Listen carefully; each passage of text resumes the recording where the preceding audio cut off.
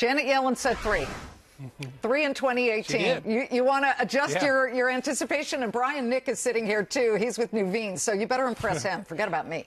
I want to double down on it. I mean, their projections so far make me feel even more confident. Listen, 3 interest rate hikes. That's what the Fed is saying.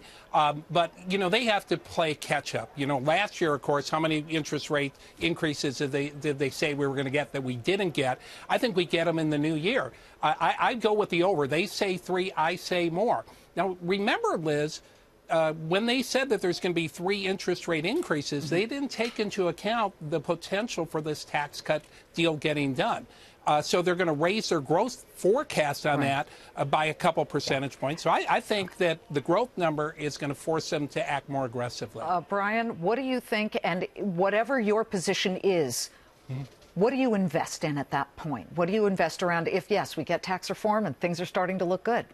Well, I actually agree with Phil. I think there is a chance we're going to get 4 rate hikes next year. The market is saying still better than 50-50. We'll get a hike in March, and then the Fed could be off to the races once a quarter, assuming nothing knocks them off their path. I think it's interesting that the Fed, they did revise up their 2018 growth forecast. I think Janet Yellen said that was based partially on some assumptions about the impact of tax reform.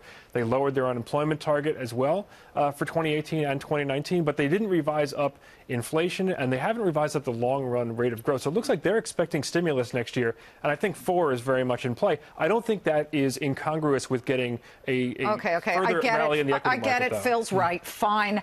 But Brian, I do think the equity market can go higher, even if the Fed is raising rates more than they say they're going to right now. If we get this tax reform plan, Brian, and people have more money in their pockets, you heard 2 out of the 5 families that the president introduced say, I'm going to do home renovations. That's why, guys, if you're wondering, why are they showing Lowe's and Home Depot?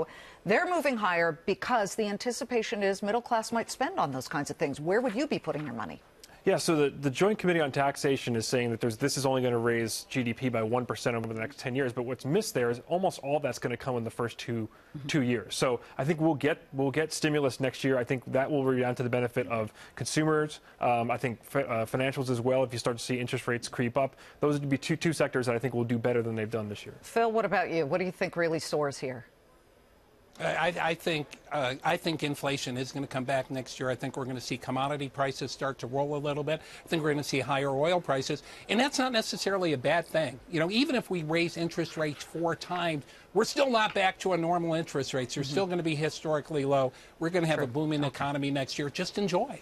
Enjoy the fireworks, folks. This is the 85th record since Election Day for the Dow Jones Industrials, a gain of 90 points. You cannot deny that when you look at these numbers since Election Day, record after record, it is the Trump effect in play. That'll do it for the Claim and Countdown. I will see you tomorrow. Please be there.